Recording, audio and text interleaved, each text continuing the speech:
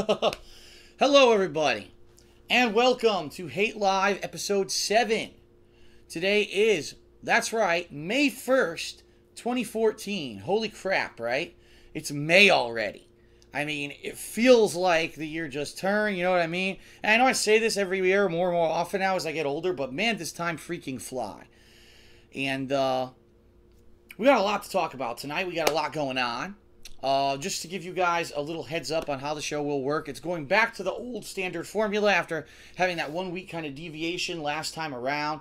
It's going to be a lot more formulaic this time, with the first segment of the show going to be dealing with all kinds of the usual stuff. So I'm going to have an update on my move out of Connecticut to the state of Washington. We're going to have an update on all the games that I've been playing, and an update on the gaming schedule so that you guys know what to expect coming into next week. We're actually going to have gaming news, where there's a lot of news stories that have come out this week that I would like to discuss and, try to get some, intelligent discussion of. Excuse me. And then we're going to have a break. We're going to come back, and segment 2 is going to be the return of Back in the Day, where I talk about things from my past. And this week is going to be a special one because we're going to be talking all about comic books. And we're going to be talking about the characters, the books themselves, just the culture, everything that was going on at the time in the late 1980s into the early 1990s, when it was literally a huge comic book explosion. Comics were white hot. They were the big popular pop culture thing at the time. And there was just so many comic books that were being written. There were Marvel, DC, new ones were coming out like Image and the Ultraverse and things like that. And I want to discuss all of it. So that's going to be segment 2. Pertinent, very pertinent this week, considering that The Amazing Spider-Man 2 is either out in theaters now or about to start playing, depending on where you live in the world. And then finally, the third segment is going to be callers. We are going to do live callers tonight, I promise. I know we didn't have time for it last week, and I apologize. We will have that segment tonight. So a jam-packed show, a show full of content, and this is going to be good.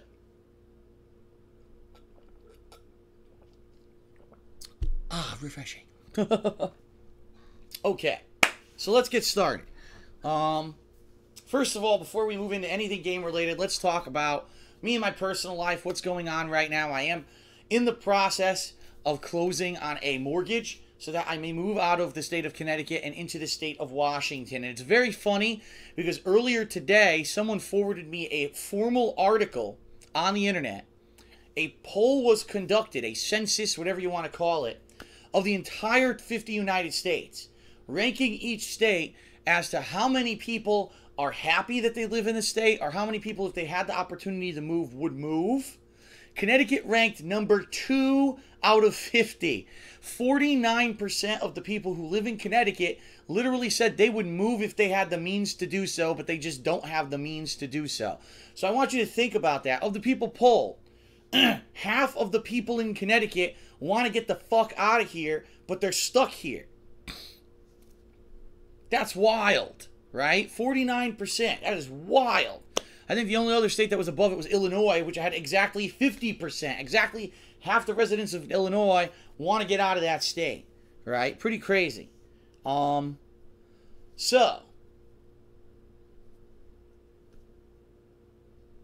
The bottom line, I said, people are making fun of me in the stream chat because I said 50 United States. I'm talking about, I think it was the contiguous. I don't know if they actually pulled Hawaii or Alaska, but yes, the 50 contiguous United States was what the poll was. Sorry, I got distracted. Okay, so, how am I doing in that regard? Well, this week was actually a slower week, if you can believe it. There wasn't too much going on, although there was some stuff going on. I did get contacted again, but this time not by the mortgage agent that I've been talking with, but the direct underwriter. So this is the guy that's going to make the decision, yay or nay, when it comes to giving me this mortgage.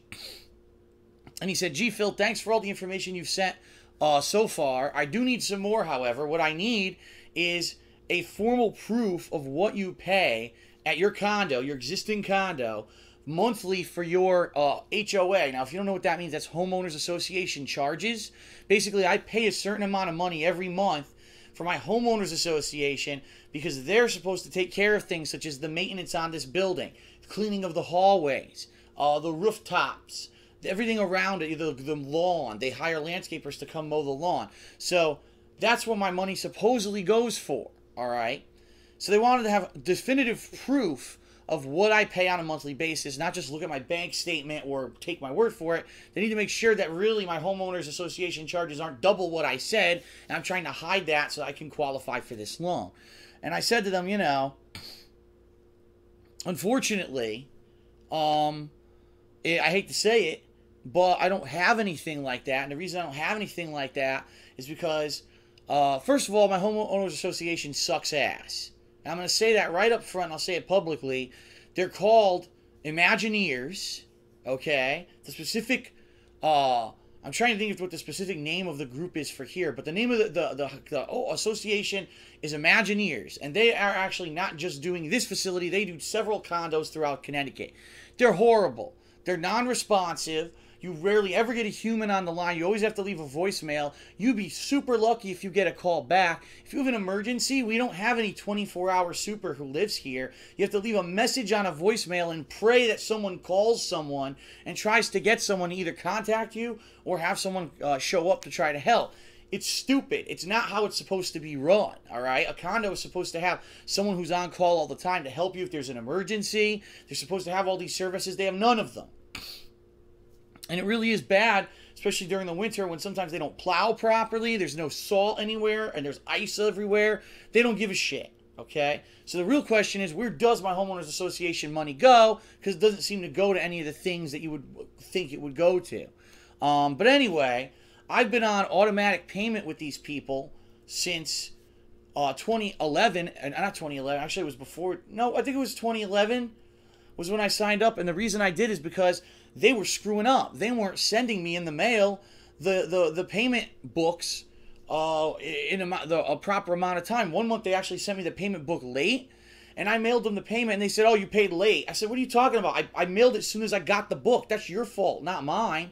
So I said, enough. I'm not going to deal with your bullshit anymore. What I'm going to do is I'm going to set it up for automatic payments so that way I don't have to deal with you anymore. So I haven't talked to them for years in that regard. So I don't have a statement. I don't have proof of what the homeowners' charges are on a monthly basis. So what I had to do was actually go to their website, and I just did screen capture after screen capture of every fucking screen there, and I sent it to the underwriter.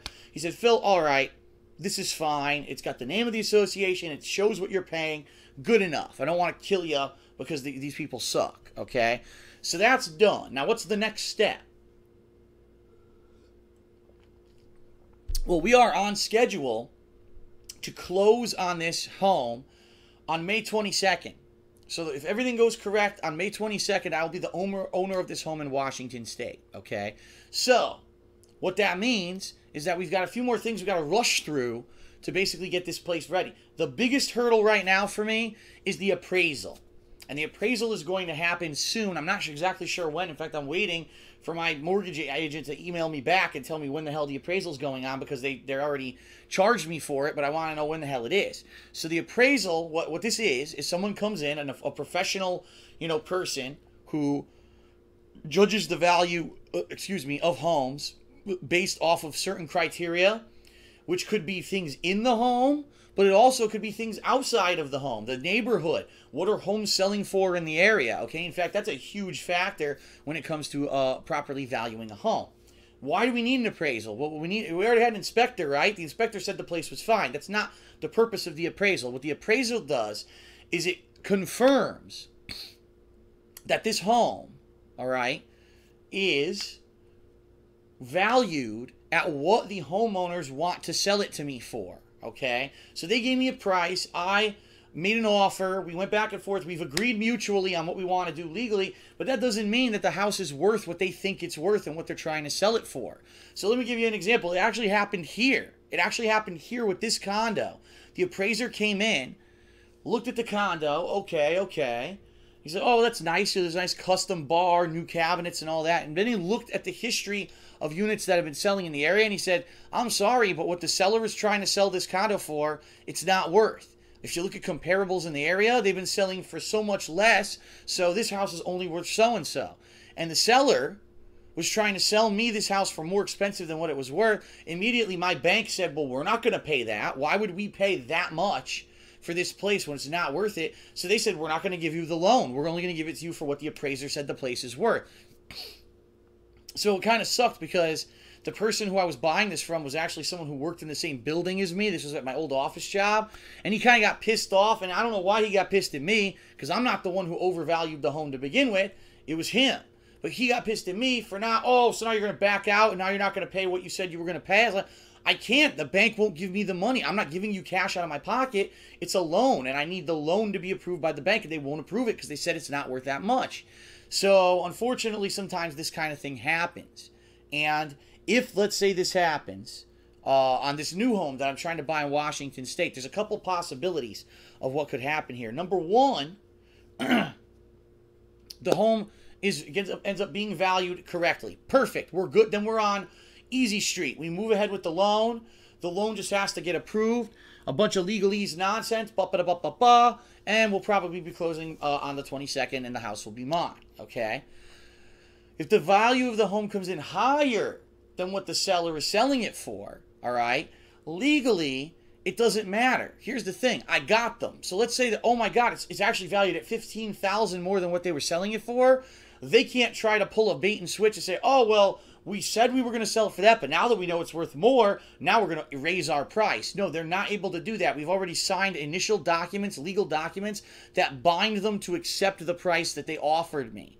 So they cannot try to get more out of it. They've already legally agreed, and they're stuck with it. If they try to pull out, we can all sue them, and that's, unfortunately, I'm sure what happens sometimes, but hopefully we won't get to that level. The other situation is, what if it's just like with this condo and the place ends up being valued less than what they were asking for? Well, unfortunately, okay, again, we are legally bound to talk about that price. However, 99% of the time what ends up happening is the seller will lower the price so that they can sell the home for a reasonable price. There is a case here where the seller might say, well, I can't take that little money, so I'm walking. And they could do that. They could actually do that.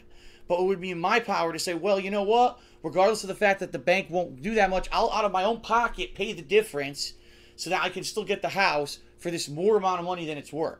Which I'm not going to do. That's crazy. Paying more than what a house is worth is just out of control. That's insane, especially with how volatile the housing market is.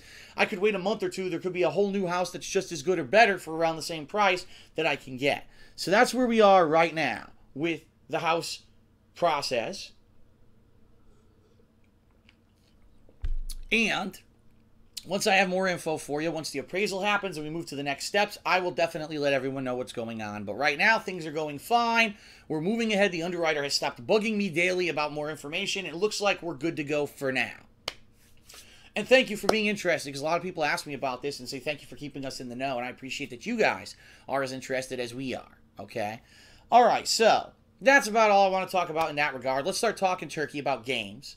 And let's talk about this week's 3 new releases that we're working on right now. We've got The Amazing Spider-Man 2, the direct sequel to the Amazing Spider-Man movie tie-in game from a few years back. This one does also tie in with the movie that's coming out this week in the United States and is already out worldwide elsewhere.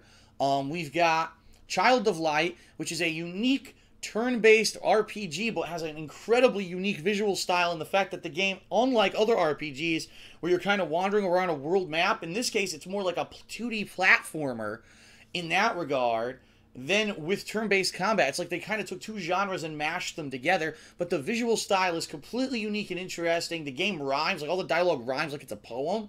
It's a really unique game. I actually quite like it. Unfortunately, it's not catching on with viewers, or from what I'm to hear, even with sales too much, because guess what?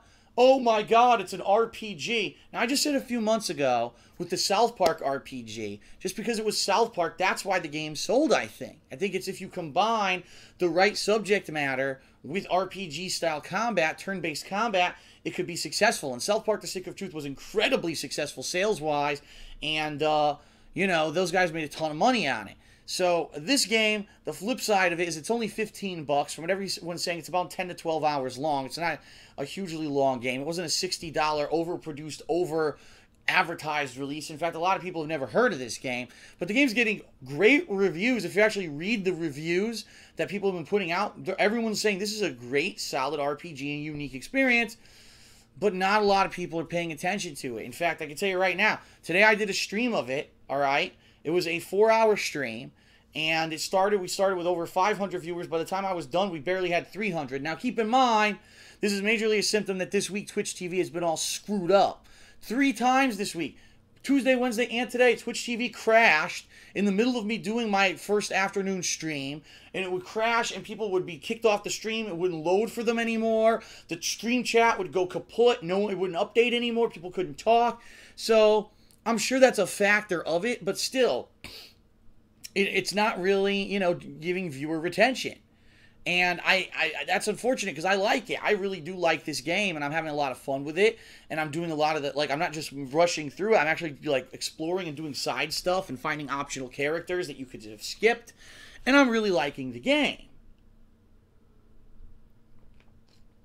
And so it's disappointing when there's a game that I really like, but it's not catching on.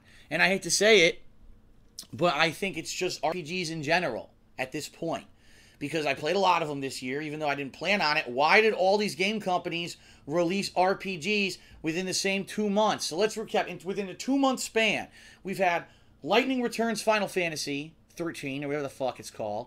We had the Final Fantasy 10 and the 10-2 HD Collection, the Tales of Symphonia HD Collection, South Park The Stick of Truth. Now we've got Child of Light.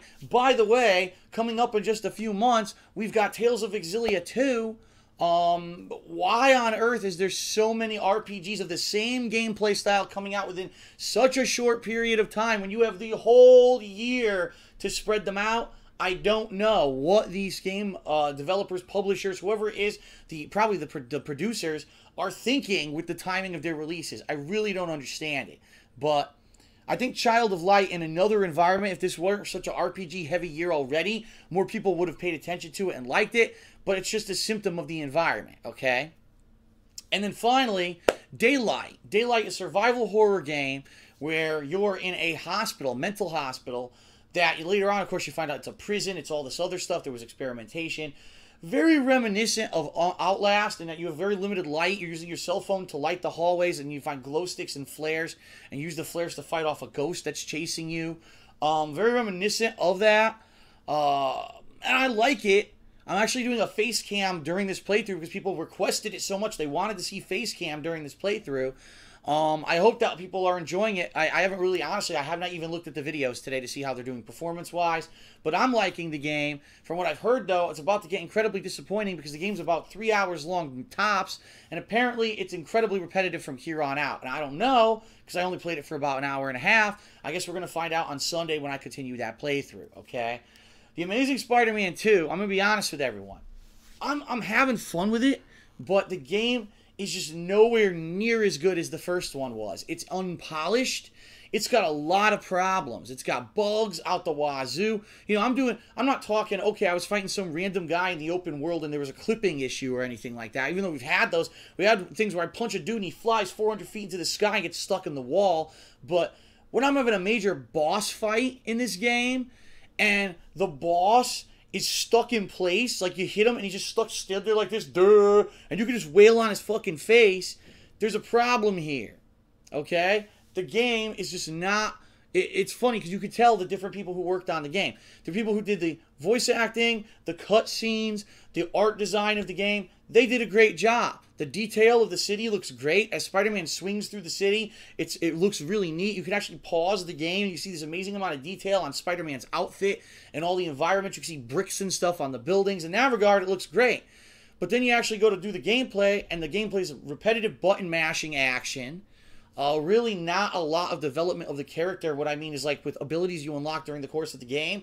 I just played Spider-Man Web of Shadows. That game had way more stuff to do in combat than this game does. This game's incredibly bare bones when it comes to combat. And then again, all these clipping issues, bugs. I don't understand what happened with this game that it's almost like no one tested it. Or they didn't test it enough. And so it is incredibly disappointing. It's funny because in the beginning of the week when I played it on Tuesday, it was 1,300 people on the stream. Everyone's like, yes, the last one was really good. B-Nox did a really great job with it. Hopefully they did a good job again. And as we're all playing and kind of watching the game, we're like, oh, what is going on? What is happening here? Like, what did they do with this game? It's just so appalling and confusing that the last installment was so good and this one isn't very good. So, out of the 3 games this week, I think I like Child of Light the most. I'd say Spider-Man is kind of and Daylight is kind of It's cool to be get a little bit of a chill when I see this ghost coming at me, but outside of that, there's not a hell of a lot going on with the game. So, how are we going to progress for the rest of the week? What is the schedule? Because I want to get everyone up to date with the schedule so you know what is coming up shortly. Well, here's what we've got. First of all, obviously, right now we're doing Hate Live. That's going to go live tonight on the King of Hate Vlogs. But I do want to apologize in advance for anyone who maybe you're looking for this all night and it's not live. Where is it? This happened last week to me. I uploaded the episode. YouTube would not process the goddamn video. It took me 4 tries to get YouTube to finally take the video. It didn't go live till after 4 a.m. So most people were already asleep and they ended up watching it later on in the week. So I apologize for that. Hopefully that's over with. We'll have to see. Tomorrow we're going to have Oblivion on first stream. It's going to be the 3rd week in a row we're doing Oblivion. And I'm having fun with it, by the way. It picked up finally in the last set of videos where I finally went into the Oblivion gate and I fought the Oblivion dudes and I came out and now we're trying to figure out what exactly is going on in the world with these Oblivion invasion. And I like it. I think the graphics actually look good now that I've put the mods into the game. The graphics look really, really good. And I do have to say that there's no issue of pixelization. I've been having this pixelization issue with certain games like Lego The Hobbit. I don't know why, but certain things just get really, really pixely. Not so, because this is direct capture out of my PC. So there's not running it through any processor like the HD PVR2 or anything like that. It's just popping out a pure video and it looks great. So that playthrough I've been enjoying. The videos look great. If you get a chance, if you haven't given it a look yet, you should, because it is quite entertaining. And I'm really liking the game, and I'm glad that you guys recommended that to me. And again, special shout out to Hazard, who years ago bought me the game, and now I finally got around to playing it. It was a good choice for these Friday series, and I'm enjoying myself very much. And then, tomorrow night, Friday night, we're going to be doing the conclusion of Spider-Man, Amazing Spider-Man 2. I got 4 story missions left.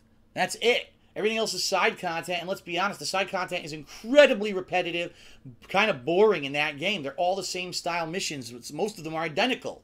Outside of what kind of mission type it is. Stop a guy who kidnapped someone and carjacked them. It's the same exact mission every time you do it, and you have to do it like 15 times. It makes no sense. Why do you have to do it so much? So I'm probably just going to go for a run and try to beat the game on Friday night. And that'll be fine. That'll be good. If I beat it early, which I don't know if I will, maybe I'll take the time to review it. Then on Saturday, John Rambo will be here. We're going to have another edition of Smart Guys, 3 weeks in a row, where we're actually doing Smart Guys, which is actually a rarity for us. And then we're going to be doing WWE Elimination Chamber pay-per-view simulation matches, which are going to possibly be the last we ever do. And I know that might be very disappointing for some people and say, oh man, we really liked The Sims when you started doing them a few years ago, and we definitely like recently when you started putting fantasy stuff in there, like crazy comic book and cartoon characters and everything in there. I do too. But what we need to do, John and I, is kind of sit down and talk it out and brainstorm if we can figure out a way where we can do this over the internet. Because right now we do it in person. If I move to not if at this point, it's when I move to Washington State. We're going to have to figure out a way to do it logistically. Can we find a way to stream the WWE content so he can watch it and then we can both comment on it on the same time? I don't know. I don't know how that's going to work, okay?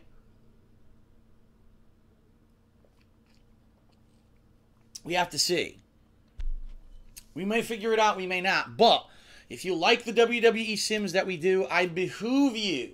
Either be here for the stream on Saturday or watch the videos on YouTube. Don't miss out on this countdown to the final co-op. People keep telling me, I swear, people keep telling me, we're so sad that you're moving, Phil, because even though it's great new things that are going to happen with your content, you're going to lose some. And one of the things is going to be the couch co-op with John Rambo all the time, and I fully agree with you. John's been a great friend, an integral part of my content since I started doing this full-time in 2011. he's been there for me. When I got laid off, he was the first person to come over and he said, let's just play some games and have fun.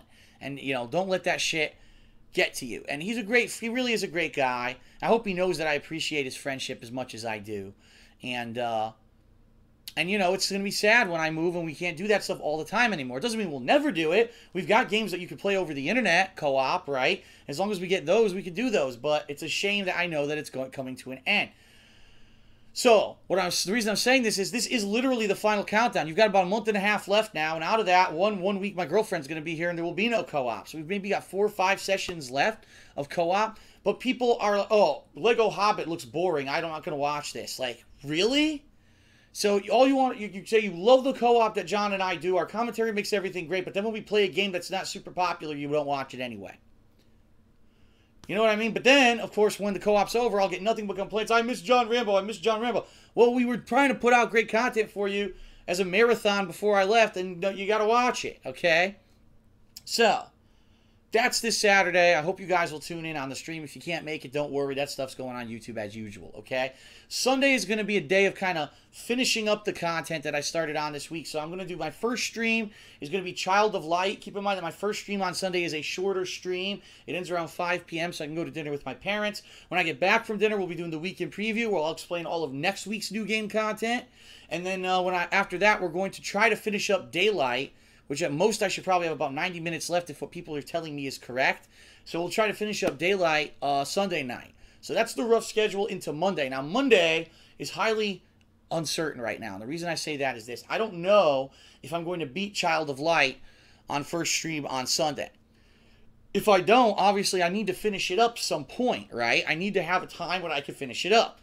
If I have a ton left, which I'll have to ask people who've played it already by then, maybe I'll do it first stream on Monday. If I don't have a ton left, maybe I have an hour or two left, maybe I'll do it second stream on Monday. And then what I'll do for the first stream on Monday is Final Fantasy X, because it's been a while now. I haven't played it all week. People are like, oh man, you're near the end game now. You're in the side content and then the end game. One more like 4 or 5 hour stream, you'll beat the game. And I haven't gotten to it because I'm busy with these new releases. So that might return on Monday, depending on how far we are in these other games.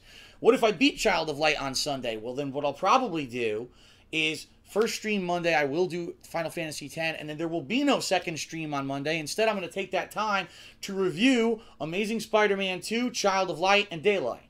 Because I need to fit a review in here somewhere. I don't know when the hell I'm going to do it because we got new releases coming out next week.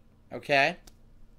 So, that is in general how we're going to be approaching the next several days until next Tuesday. We'll talk about Tuesday on the weekend preview this Sunday when I tell you about all the new releases coming out next week. But there's a big one that I think a lot of people are going to be interested in. And it starts with MLB. And there's also a good expansion coming out. So we'll talk about that on Sunday. Okay? All right. So,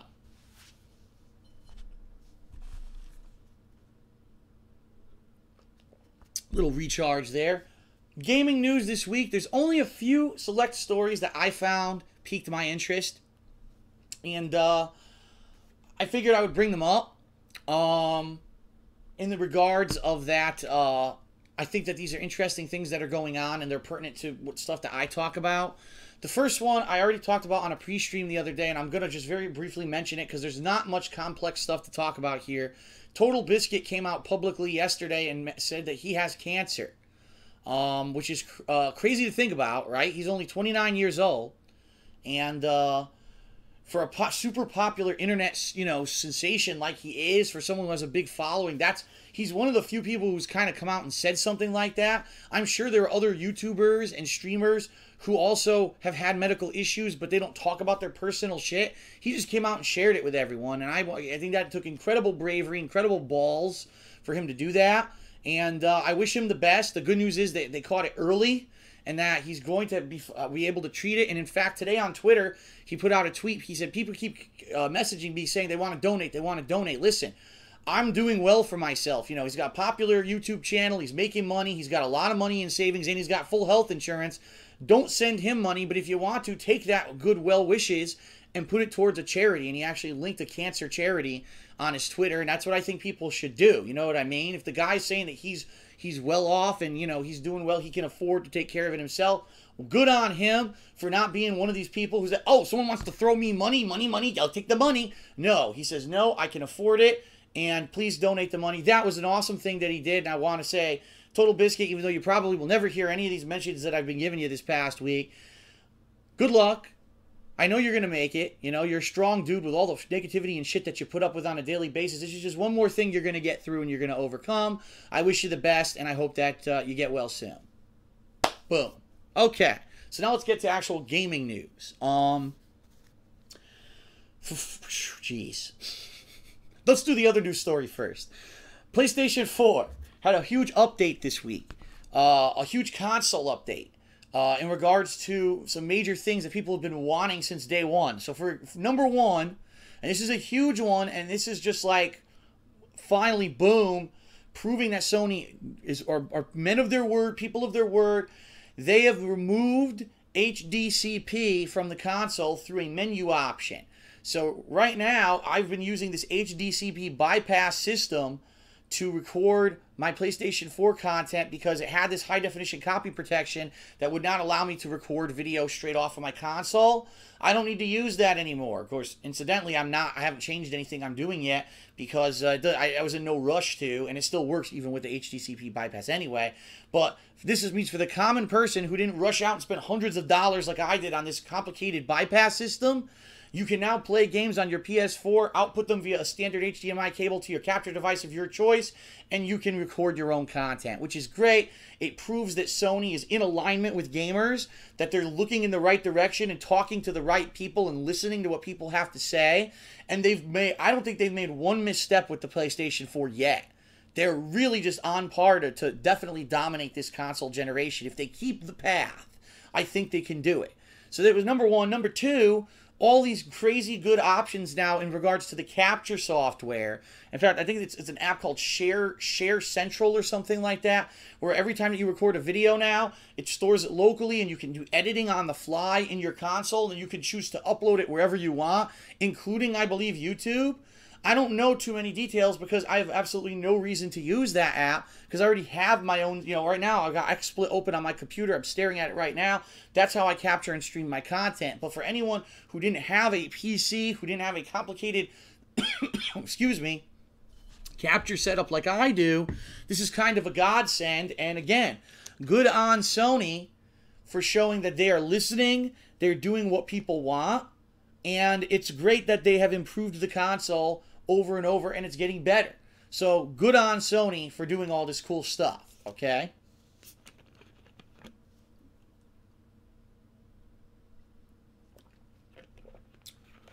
All right, the other two news stories that I have to talk about this week are both concerning Nintendo. So the first one we'll talk about came out a couple days ago.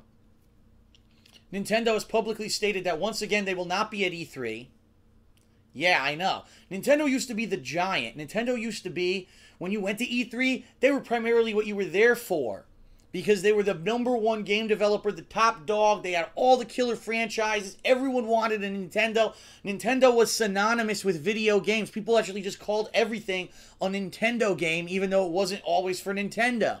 That's how popular Nintendo was. Now Nintendo has fallen so far, they don't have anything to fucking show at E3, so they don't go. Wow! 2 years in a row where Nintendo is not attending E3. So, what has Nintendo decided to do? Nintendo has decided that in lieu of not going to E3, last year what they did, they had their own Nintendo Live press conference on the internet where all they did was announce all the games for Wii U that you probably already knew were coming out, like the Donkey Kong game and, you know, Mario. All the games you knew were going to be coming out because they're first-party franchises. They announced them last year. That was all it was. And people were like, this is what Nintendo has to offer E3. This sucks. This year, guess what Nintendo is doing? They have decided to partner with Best Buy. They will be renting out some kind of a convention center, and they're going to be doing an invitational-only specialty Smash Brothers tournament. Now, the game that's going to be there is the new Smash Brothers. So they're inviting, apparently, from what I'm to understand, and I don't know because I'm not too much into the Smash community, but apparently Nintendo is going to invite 16 of the top-ranked Smash Brothers players from around the country, the world, I don't know, but they're going to invite them and have them play in a 16-man tournament in a game they've never played before, and that's how they're celebrating E3. That's definitely going to sell games, isn't it? Oh my God, if you could be any stupider. How could you think that's what people want? Now let me get this straight. You're advertising a game to the people. You advertise it by having an inclusive event where only 16 people can play the game. Why not have an open invitational, anyone can attend, come, you gotta pay an entry fee, sure, but come and it's the big Nintendo launch tournament where anyone can come and celebrate the launch of our great new Smash game. No. Invitational only. So immediately the whole event is elitist because they handpick who they think are the best players. What the fuck? Like, really? Really? I just...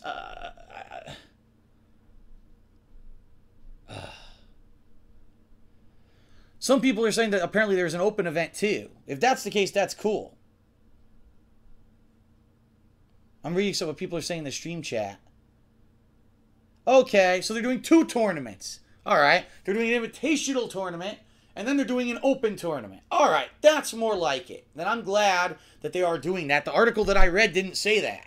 I don't know what article apparently someone linked me to earlier this week didn't say that at all. But if the Best Buy event is open, that's great. Then if you have open attendance, okay? But still, that's all Nintendo's doing. So you're going to get this straight. No presence at E3, no special... big announcements looming, nothing. How are they going to sell games? How are they going to sell the Wii U when you have no news and you're not working on anything? It boggles the mind. We still don't have a release date for Bayonetta. We still don't have a release date for X. Well, what was the other one? There's a third game. Oh, we don't have a release date for Smash Brothers. We don't even have that. Please give us the release date. My God, give us the effing release date for Smash Brothers at E3, or at least E3 week when you're having this event. Please do something. Because... I'm desperate at this point. Seriously, I'm just so upset that Nintendo is tanking everything. What are they doing, right? What are they doing? How can you be more out of touch with your customer base? I don't know. Okay. And then finally, the last thing, again, Nintendo, which I hate to do all these negative stories about Nintendo, but that's all there is in the news about Nintendo anymore. So it was announced that Mario Kart 8, which actually comes out at the end of this month, and I do want to say this up front, I'm excited for Mario Kart 8 because for the first time ever, brainstorm genius, right? For the first time ever, you could do couch co-op while playing online. Let me repeat that. John Rambo and I will be sitting here playing Mario Kart 8 together, but we're going to jump online and challenge other people too. How cool is that? That's freaking awesome. That's like an innovative idea. Why has no one ever done that before? They finally did it. Amazing, right? But of course, there's always a catch. So here's the catch, is there's an in-game recording studio for Mario Kart 8. It's called Mario Kart TV, MKTV. Now, what this allows you to do, okay, is to record video from the game, all right? And it's raw video, by the way. It's not with commentary or anything like that. It's just your raw gameplay. And when you're done with that match, okay, you can go to a video editor. And you can actually choose different cameras that were available to pan around and get the best shots of the race and the epic moments of the race. And then you can automatically upload that video to YouTube. This is built into the game. They thought this is innovative. You know, Sony has game capture software built into their console. Xbox has it in theirs now, and we don't have it. We got to do something, so they built it into this game. So you might say to yourself, well, that sounds fun. You know, that sounds really fun. That's great. Let's, I'll use it immediately. Well, guess what? Already, there's been announced that because this is gameplay footage that does not have commentary on it, that Nintendo has full intentions, they even announced it formally, that 100% of people who use this app to upload their video to YouTube will have the rights, advertising rights, immediately claimed by Nintendo. Now, if you don't know what I'm talking about, back in December, we had all this hoopla. Because what happened on YouTube was that they had a new policy. They flicked the switch without warning anybody. They flicked the switch, and immediately anyone who wasn't considered a managed partner, meaning a partner under a network where the network was vouching for them and saying, no, this content is legal, don't attack these people or take away their advertisement rights. Nintendo went out and the floodgates opened, and literally every playthrough of Nintendo ever was claimed by Nintendo. And I can tell you right now, not one of the videos that Nintendo claimed was ever released by them. So any of my playthroughs of Nintendo games that you watched up to December of last year, I don't get credit for anymore. So, wow, remember when Phil and John played Super Mario Bros. 3 last year and they set everything up and that was awesome? Guess what? Don't get credit for it. You know? So, this new app is going to literally set up every video that you use in this app that's in the game. It will immediately become Nintendo's property, and Nintendo will immediately start advertising on those videos and making money. Okay? Now, I could see both sides of the fence on this one. Because on one side of the fence, Nintendo's saying, listen, first of all, we gave you this option for free. We didn't have to put this app into the game. You're not paying any extra. You're going to pay the standard purchase price for a game. So you should be grateful we're giving this to you to begin with. We can do whatever restrictions we want on it. You know, so we want to claim advertisement rights on the videos that you make tough shit. We get the advertisement rights. Another big piece of contention here is that there's no commentary on any videos that you upload through this thing. Basically, all you're doing is you're doing raw gameplay, you're editing the camera angles, and then you're just uploading that to YouTube. So I could see Nintendo actually, in this case, I have to almost side with Nintendo and say I think they're right in this way. Like, okay, I understand why they're saying this is their legal property.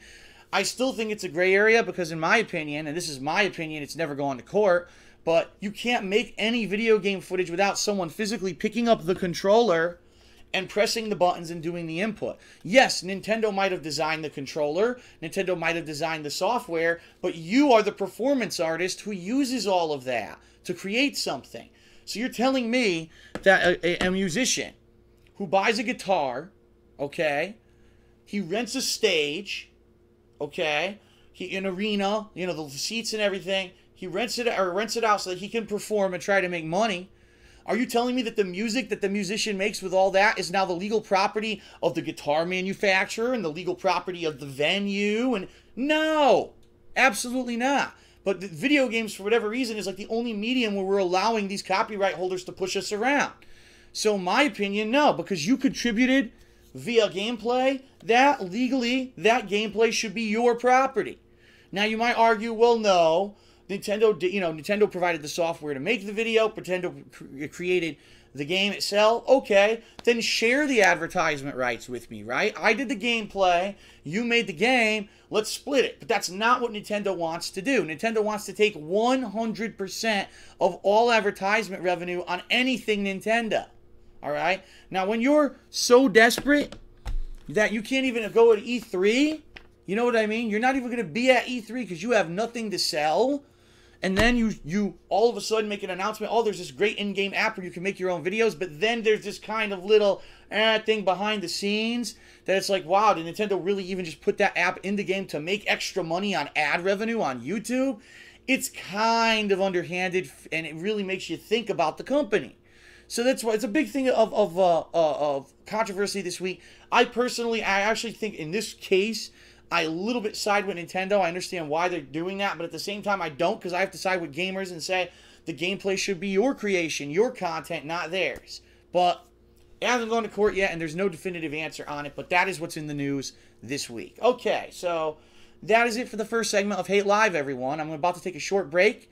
If you're watching this on Twitch, there will be a short commercial break, and then I'll be back. Please stick around for Back in the Day segment, which is coming up next. If you're watching this on YouTube, take a look at the timestamps in the description of the video. You can give a click and jump right ahead to the next section right away, okay? Thanks, everyone, and I'll see you in a few minutes.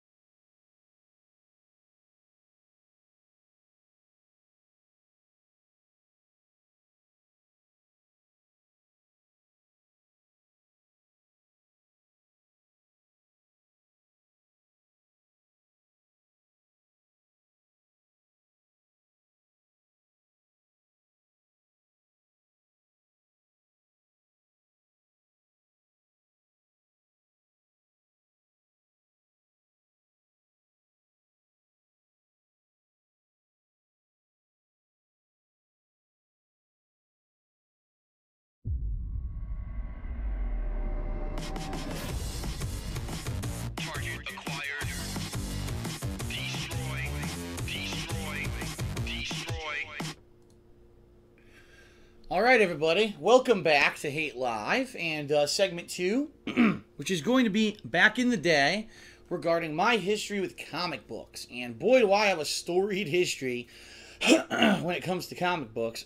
Although it might be surprising to you when you actually hear how I got hooked on comic books. By the way, I've been drinking red Powerade, which is why my tongue is red, okay?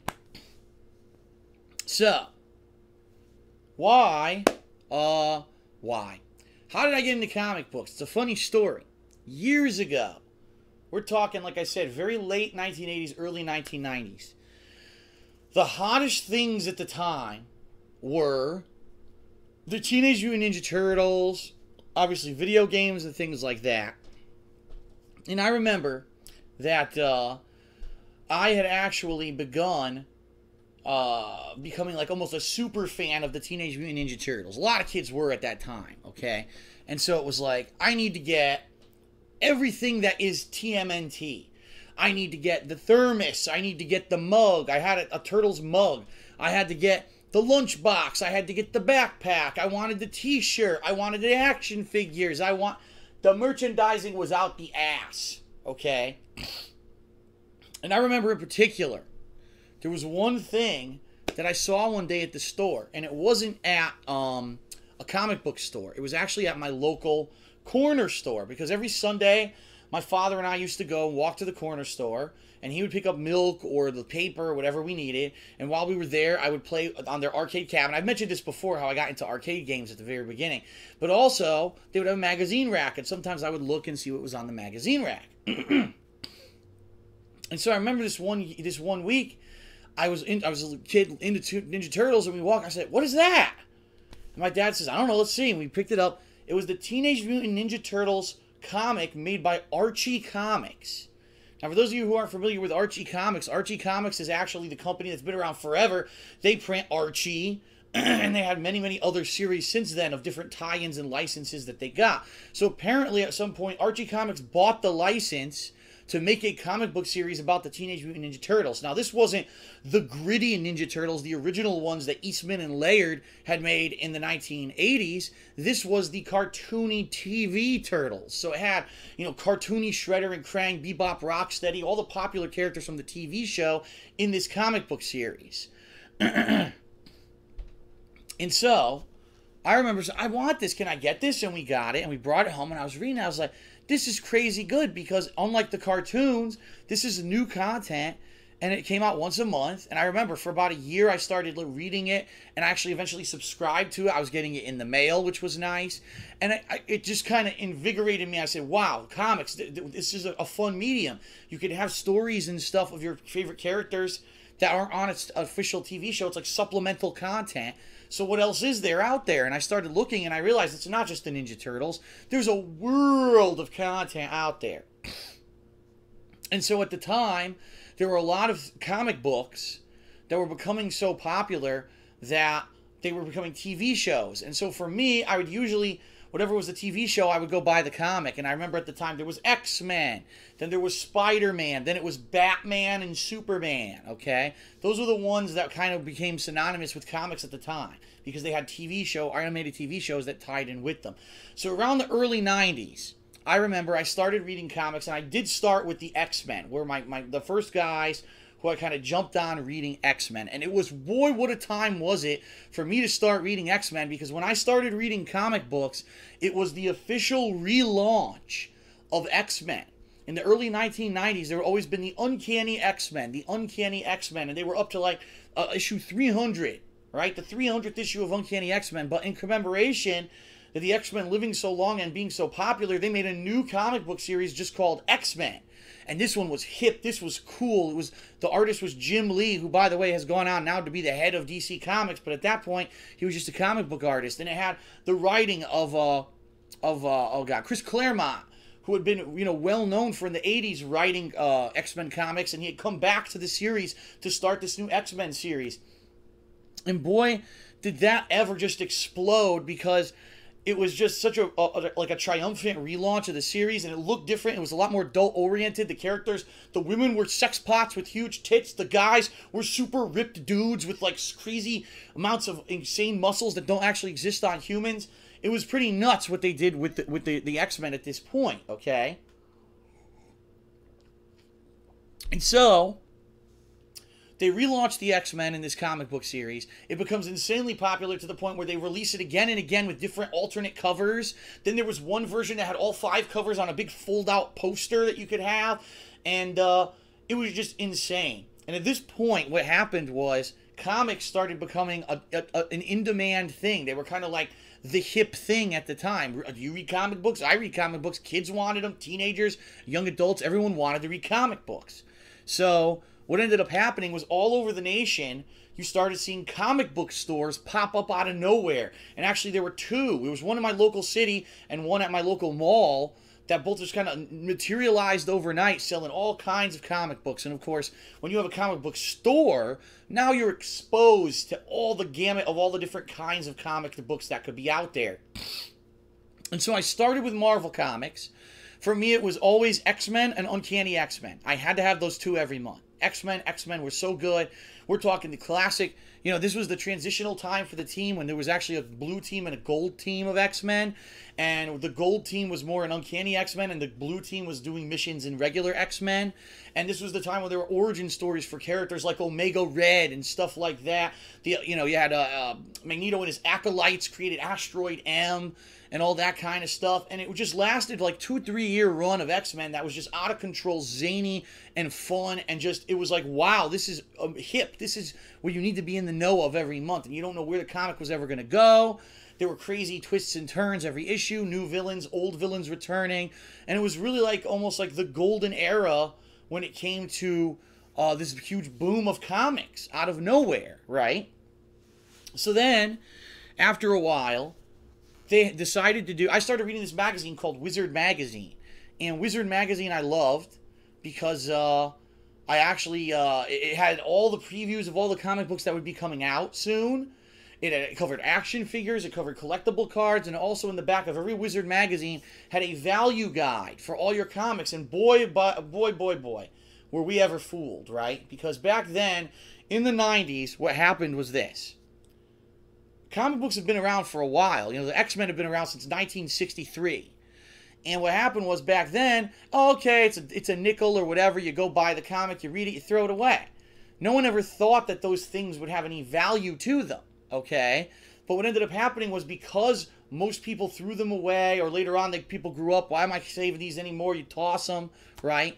Because that happened, these comic books became incredibly rare to find in good condition. Sure, you could find it, but it had fucking coffee stains spilled on it. Your dad had shaving cream he spritzed all over it, or at least that's what he told you. Who knows what stuck those pages together?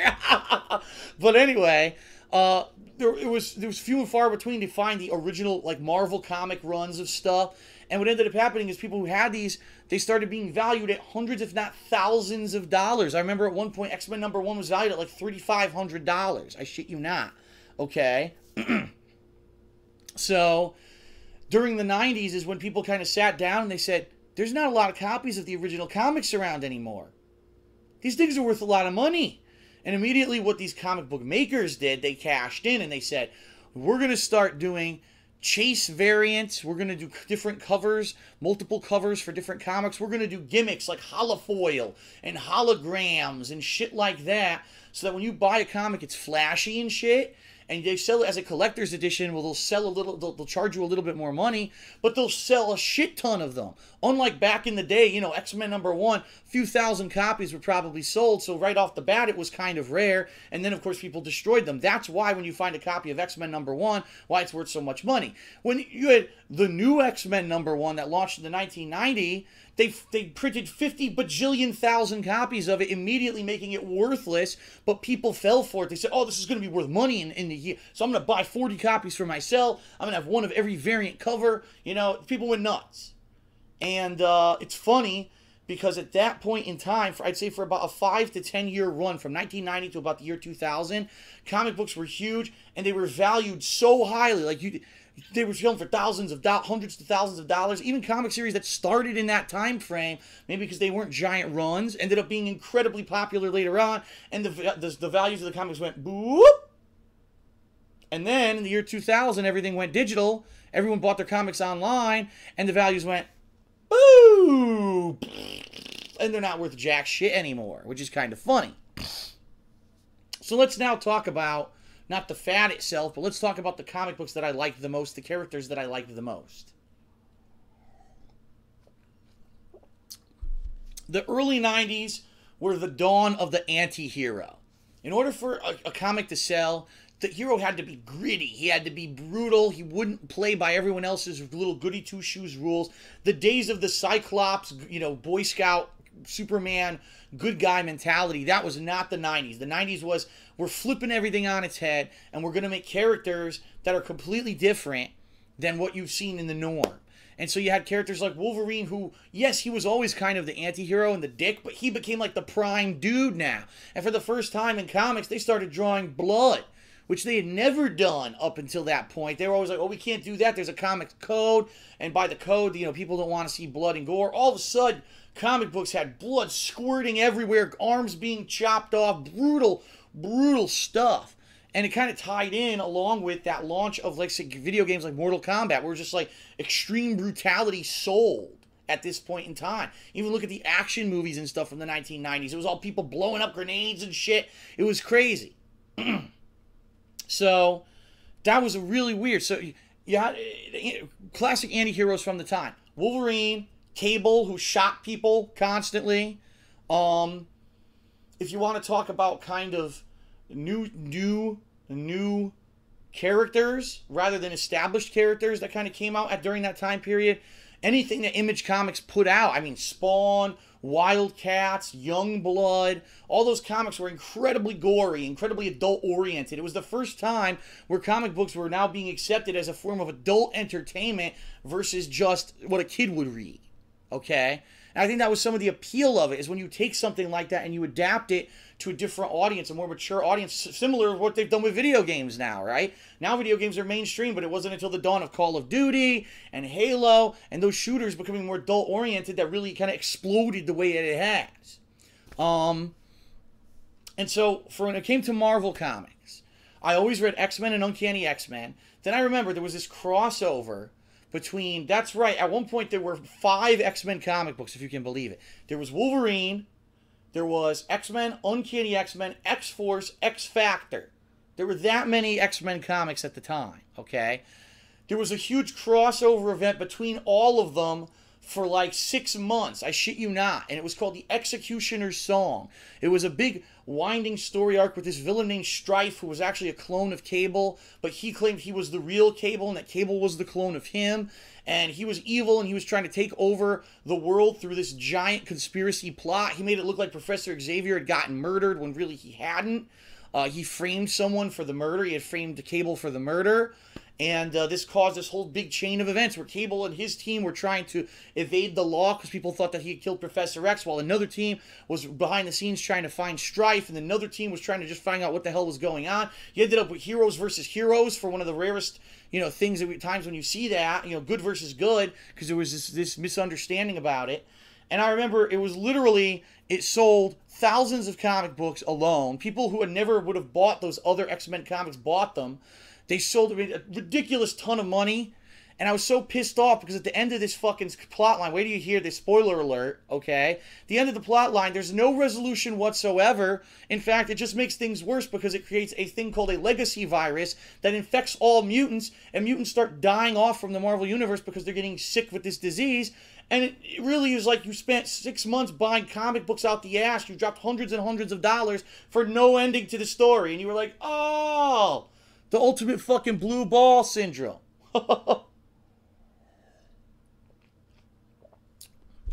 All right, up next, the next one that I really liked that was like this crazy crossover was called Maximum Carnage. It was this plot line where Spider-Man and Venom had to team up, which they rarely did in the comics. They were always at odds or hated each other, to take on Carnage, a symbiote, or symbiote, however the fuck you say it, I still don't know.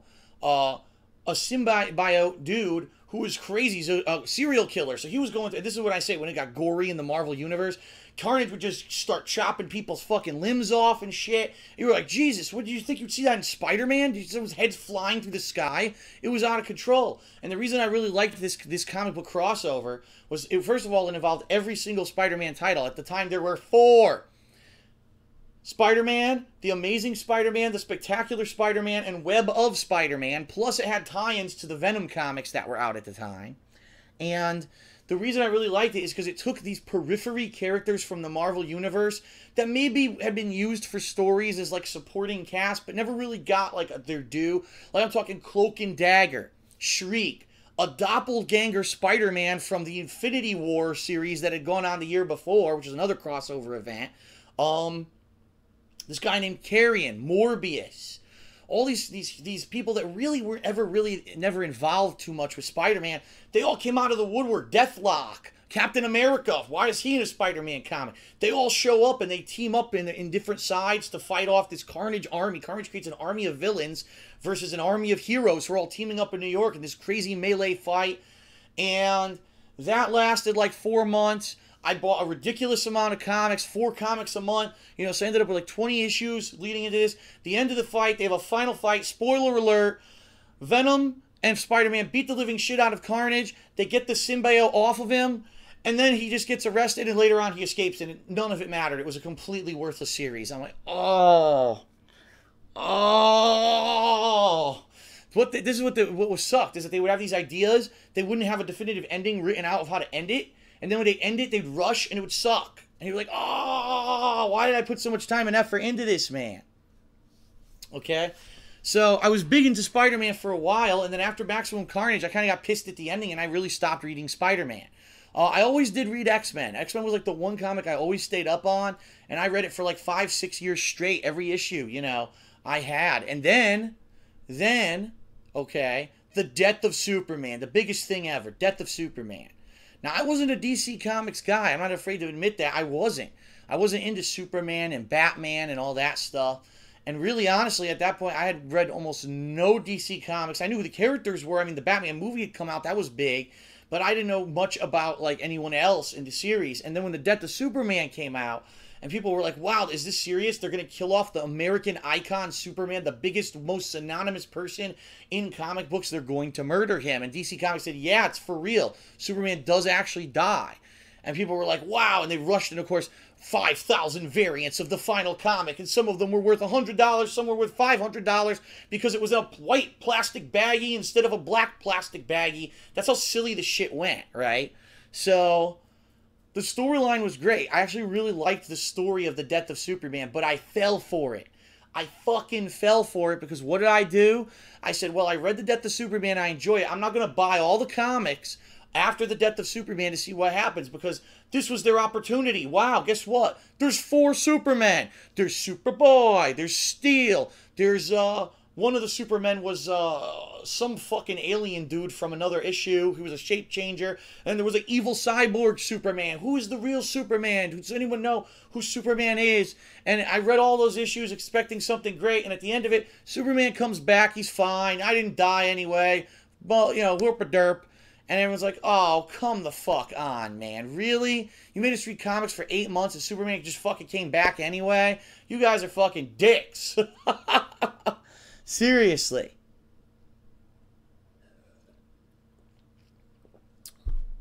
And then, during that era, now you had Image Comics. Image Comics was a studio that was actually made by former writers, former artists who had worked at DC and Marvel, but were not happy with where they were going with their careers. They wanted to create their own characters so that they would have creative control over them and also the whole rights to them and be able to make all the money off of them rather than, you know, writing a comic for Spider-Man, but you get paid as a writer versus writing a comic for a character you created and now you get all the rights. If there's merchandising or movies or anything that results from it, you get big bucks, okay? So they all left Marvel and DC and made their own studio called Image Comics, and they started series like Wildcats, which were a blatant ripoff of the X-Men, only they were grittier and they had bigger tits and more giant roided dudes, you know?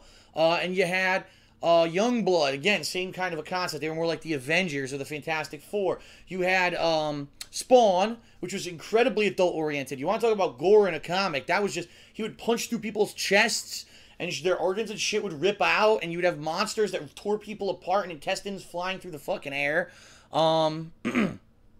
And then you had the second wave of Image comics, like Gen 13, where literally the entire appeal was that the artist was J. Scott Campbell, and his gimmick was that he would draw girls with incredibly narrow waists and incredibly huge titties.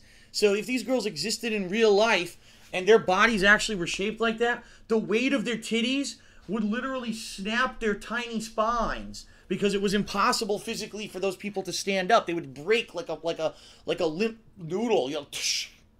So, I mean, it was so funny that is how they kind of handled stuff. It was all about the tits, the ass, sexual appeal, and gore. That's how they sold comics during the time period.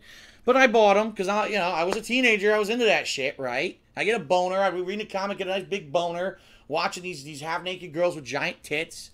And I still remember there was an issue of Gen 13 where the whole issue, they're all in swimsuits. Oh, my God. But anyway, I digress. That went on, and it was semi-successful. Some of the comics did real well. Some of the comics didn't do well at all. They ended up getting canceled. And then finally, really where I kind of fell off of comics was around the mid to late 90s. They started these crazy things in Marvel Comics that just, they were fun, but they were just like, what the fuck? So, for example, somehow, Professor Xavier merges with Magneto. He tried to stop Magneto from doing evil things by mind controlling him, which he vowed he would never do. He does it, but somehow Magneto's evil, Magneto's evil gets inside of Professor Xavier's consciousness and subconsciously forms a monster called Onslaught, who's secretly behind the scenes of the Marvel Universe, is orchestrating all this stuff so that he can be unleashed. It made zero fucking sense. Zero sense. There was no way you would ever understand it. Okay? So, Onslaught appears. All the heroes of the Marvel Universe team up to kill him. They kill him, but he creates some kind of a black hole and he sucks in all the heroes except for the X-Men. So now Marvel says, oh, perfect opportunity. We're going to reboot the Avengers, the Fantastic Four, Captain America, Hulk. They're all going to be new comics with alternate universe versions of them because all those guys got sucked into a black hole. So we're going to show you an alternate universe versions of all those characters. And it was like, what? Why would you do that? We like the classic characters. We had no problem with the classic characters. We wouldn't want new versions of them to replace the old ones, right? Then there was this plot line called Age of Apocalypse, where Apocalypse went back in time and he changed something. And because he changed something, now he's in charge. And it's this whole alternate timeline where some of the X-Men who were good are actually evil. Like Beast is an evil genius who just does mutations and experiments on people. It's real fucked up. He's almost like a Dr. Zhivago kind of dude.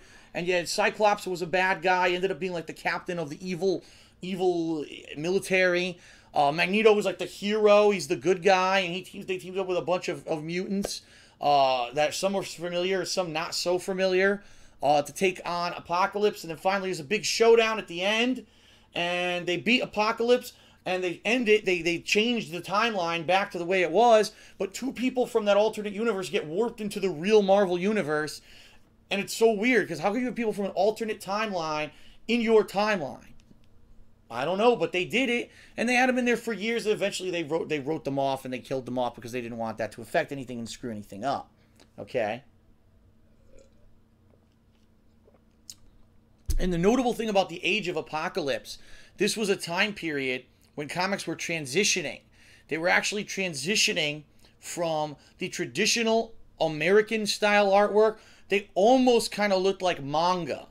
Okay, and I remember there were a couple artists at the time. I think Mark Bagwell was one of them. I could be wrong. I think it was Bagwell. It ended with Bag or Bagwell, something like that. He was drawing Spider-Man at the time. And then there was a Joe Madureira for X-Men. And both of them were kind of changing the visual style of the characters to become more manga-esque.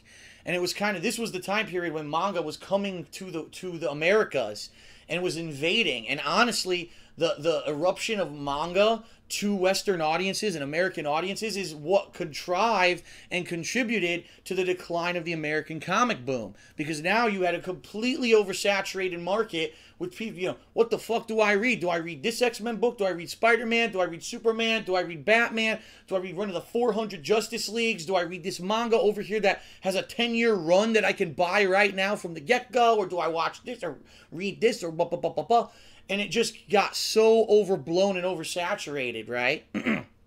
That what happened was that nearly by the end of the 90s, comic sales went from up here to like here to like here. And then all of a sudden, some of these comics couldn't support themselves anymore. So, there's not 4 Spider-Man books anymore. Now there's only 3, and it was weird. It was really, really weird what happened there. It was just like too much of a good thing. Ended up that no one knew what to read, and so nothing got great sales, and all the sales plummeted at the same time. And then, as like I said, manga came, that took a big chunk out of it. And then I remember in particular, digital. When everything went digital in the early 2000s, when the internet got faster and everyone started having internet, why am I going to freaking pay to have a paper book and have to buy now a piece of cardboard and a protective bag to put on it, and then I have to buy a file cabinet or a box to store my comics in? How often are you going to go back and really read those comics, versus, wow, now I have a computer, I can just look everything up immediately, it's all scanned in there, and it kind of really did. It changed the face of comic books, the digital age and the age of the internet. Now, one other thing that I do want to mention, just because I was so heavily into it at the time, was not just comic books, but cards. Collectible cards were all the effing rage in the 1990s. Every big movie had cards, where it's scenes from the movie, characters from the movie, and profile information on the back of the card, and cool pictures on the front of the card. A lot of the times, I remember when the Batman movie came out in 1989, I actually remember this in particular. I went to the store, when we were at the store, I bought cards of the movie before I ever saw the movie. So it kind of spoiled the movie for me, getting the cards first and then seeing the movie, but it was also kind of like a cool preview. Wow, I had 12 cards and it shows different things from the movie. This looks great, and I went and saw the movie and I liked it. But the cards that I remember that I had a lot of were, what do you call them? Marvel cards, so X-Men. X-Men Series 1, X-Men Series 2. So right now, today, you can go online, you can go on the Marvel website, you can go on Wikipedia, and you can get all the information you ever wanted about the X-Men. That didn't exist back then. So what you would do is you would buy a card set of the X-Men, from 1991, and it would have all the current X-Men listed, their abilities, what their recent plot lines were. And if you didn't read the comics, it was a neat way, if you had the whole set of cards, to catch up on that universe and all the stuff that's been going on with all the characters without having to spend $5,000 on, the comics. But here's the catch. The catch with these cards is that you could not just buy a set.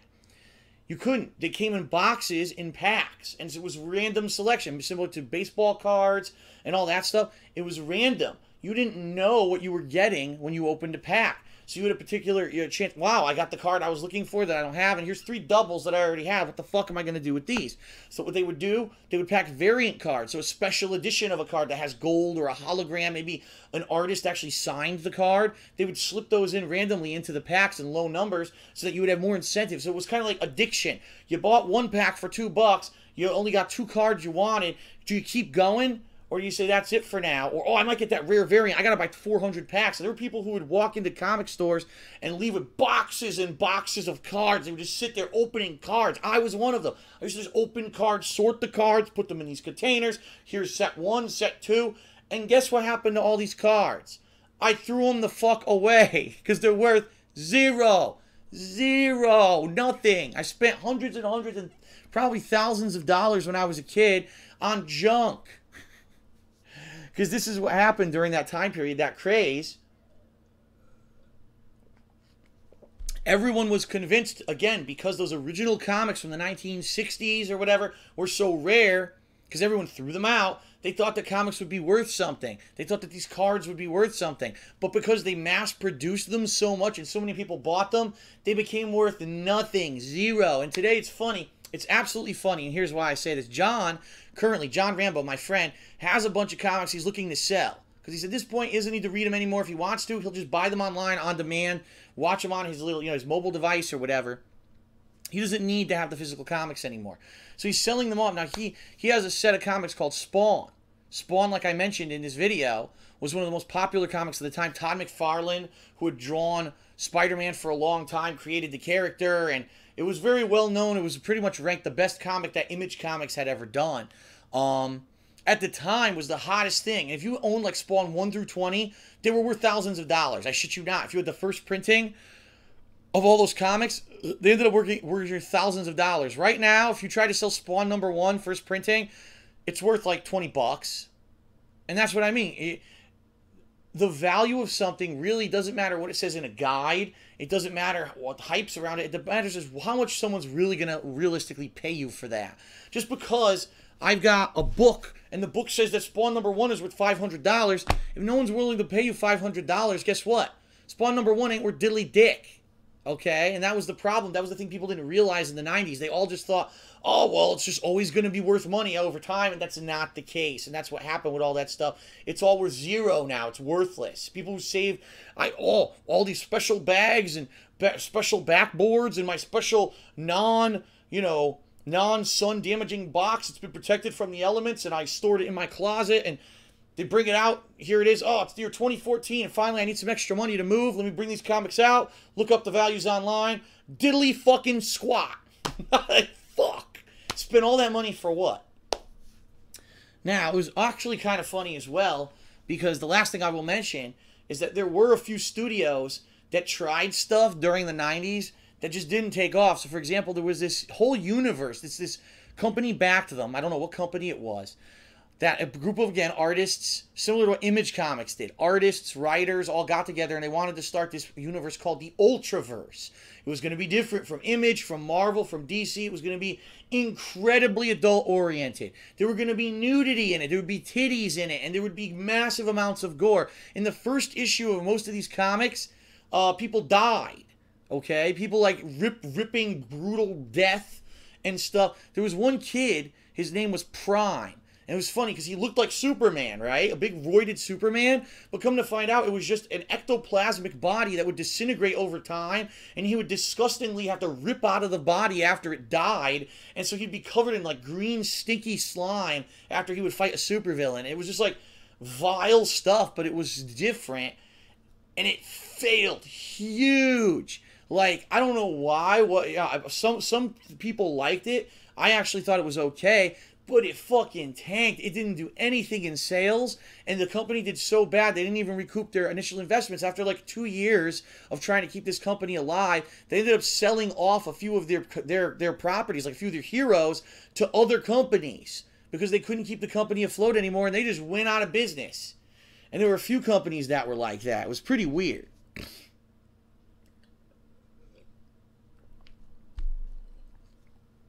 So that is about it. And then about, like I said, when I started getting older, late 90s, I was so heavily into Street Fighter and competitive Street Fighter and always going to the arcades and playing Street Fighter. And at the end, around the year 2000, I was getting into traveling for Street Fighter. And I was like, I don't need to keep following along comic books anymore at this point. At that point, that was the time, late 90s, when they were started making movies, right, of the comic book characters. And there were all these alternate personas of them known from the movies and the mainstream that were different from what was in the comics.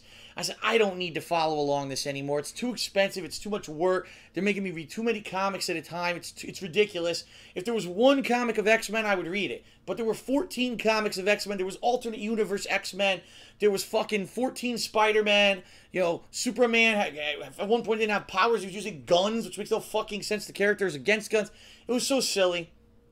And, it was absolutely silly, and I said, enough is enough. I've spent enough money. I can't do this anymore, and I gave up cold turkey on comics, and I gave my comics away. I gave them to my friend, who I knew through playing Street Fighter, but I also was friendly with him. We went and saw movies and stuff, hung out all the time, and he put them in a basement. The basement flooded, destroyed them all. I never saw those comics again. And I will never actively collect comics again. Every here and there, I will buy like a trade paperback or a series that I was interested in. I just loaned John Rambo Marvel Zombies. Marvel Zombies just got a collection late last year, and I got that finally, which I really liked. And it was really well done because, by the way, Marvel Zombies was actually done by the writer of The Walking Dead. So no surprise that it's really good because The Walking Dead's really good. So I read that, liked it, lent it to John Rambo, but that's it. Like, few and far between. If I really want to get into comics again ever, I'll just do the digital thing. That way I don't need to have 100 fucking boxes of things lying around me and worry about storage space. Trust me, I have little enough storage space to have to start worrying about where I'm going to keep comics, all right?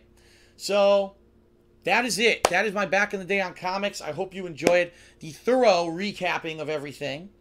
And this kind of gives me an idea that possibly I'll do a back in the day on movies coming up soon as well. Okay, so that is it for the back in the day segment. Thank you everyone for watching. I'm now going to take a short break to rest my voice and recharge my drink here. When we come back, it's the big call-in segment.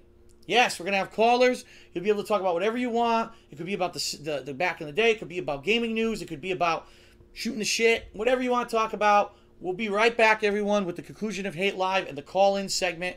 I'll see you on the other end.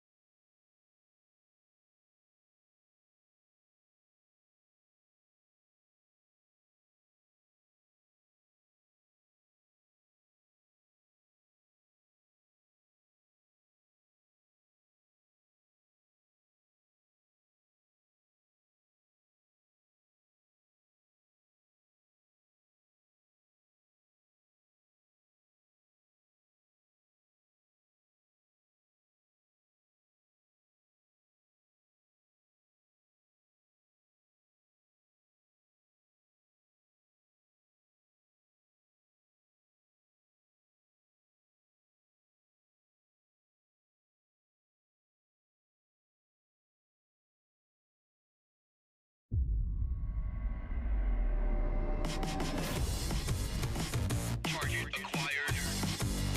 Destroy. Destroy. Destroy.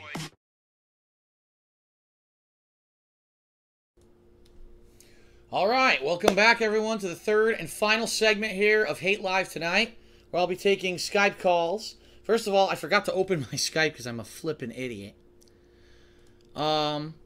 I will be taking open calls. However, I do have one special person who contacted me ahead of time and said that they wanted to try to get on the show. So as long as I can find them here on Skype right now, I'm probably going to have them on first, and then we'll open it up, unlimited to callers. So, I know that Chewbacca was helping me to try to coordinate this. I'm going to try to see if I can... I think this might be him. Hold on. Let's see if this works. Weird picture combo. Hello. Hello, Dark Side Phil. Hello, sir. Rex, how are you? Good. I've been a fan of yours for about 2 years now, and I just want to thank you for all you've done because, you see, I have what is called autism, and it was because of you and that I'm also a fan of OJ and John Rambo because I was a fan of Smart Guys. I watched the show now. Cool. And I'm just thankful for you doing your content, man. All right. Well, thank you very much for that compliment. That's a big compliment, and thanks for being a 2-year viewer, first of all, and thanks for calling in. Anything in particular you want to talk about on the show tonight?